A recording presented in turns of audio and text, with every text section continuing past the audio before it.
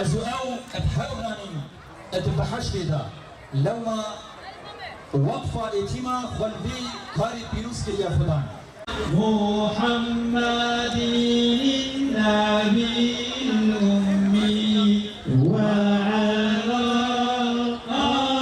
آله وصحبه وسلم.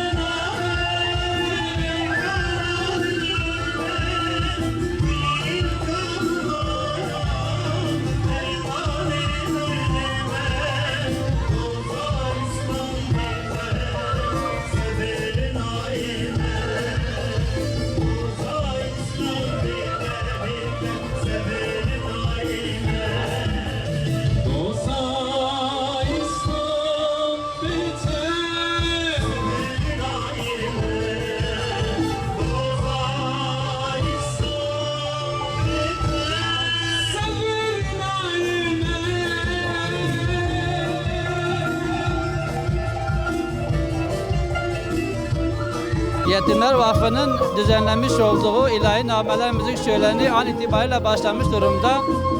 Emeği geçen herkesten Allah razı olsun. Buradan bizi seyretmekte olan, bizi dinlemekte olan herkesi Allah'ın selamıyla selamlıyorum. İştirak edemin herkese teşekkür ediyorum. İlahi nameler programımız şu anda büyük bir coşku ve heyecanla devam etmektedir. Bu etkinliğimiz tamamı yetim, öksüz yetim sesler içindir. İnşallah bu açıdan faydalı bir etkinlik olacaktır. Özellikle Özlem Ajansı'nın sanatçılarına ve komşu ülkelerden bizi kırmayıp katılım gösteren sanatçı kardeşlerimden Allah razı olsun. Çok çok teşekkür ediyorum.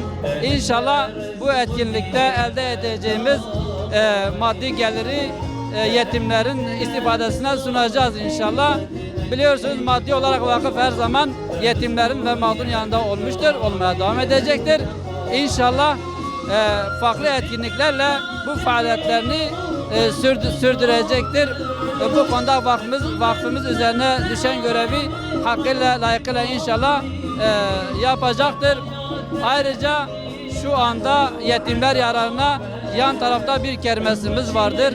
Yine yetimlerin yararına olmak üzere kumbaralar bırakmıştır.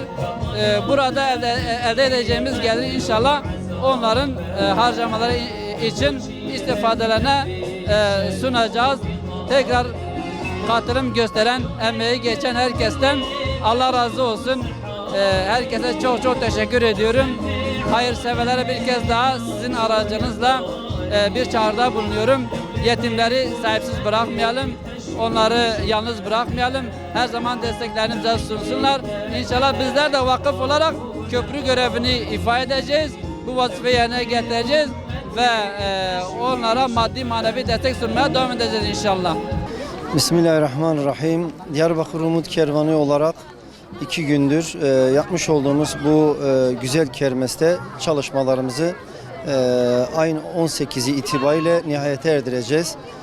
İnşallah Yetimler Vakfı'nın da bugün gerçekleştirici bu konseriyle birlikte bunu doğruğa çıkarmış bulunmaktayız. Görüldüğü gibi bir şölen havasında geçiyor.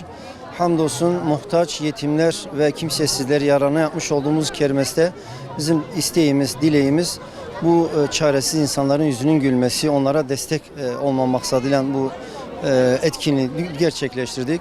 Ben öncelikle bu alanda bulunan ve bu alanın dışında bizlere katkı ve destek sunan tüm esnaflarımıza, Diyarbakır halkı başta olmak üzere tüm hayırsever bağışçılarımıza sizin adınıza çok teşekkür ediyoruz. Konserle birlikte şu anda tam bir şenlik, tam bir coşku alanındayız. Üye ve gönüllerimiz yapmış olduğu bu destekten, çalışmadan dolayı onlar adına da çok teşekkür ediyorum. Rabbim onların da hayırlarını kabul etsin. İnşallah bu coşkumuz, bu neşemiz, bu desteğimiz ayın 18'ine kadar da sürecektir. Ben emeği geçen herkese yine sizin aracınızla çok teşekkür ediyorum. Rabbim herkesten razı olsun.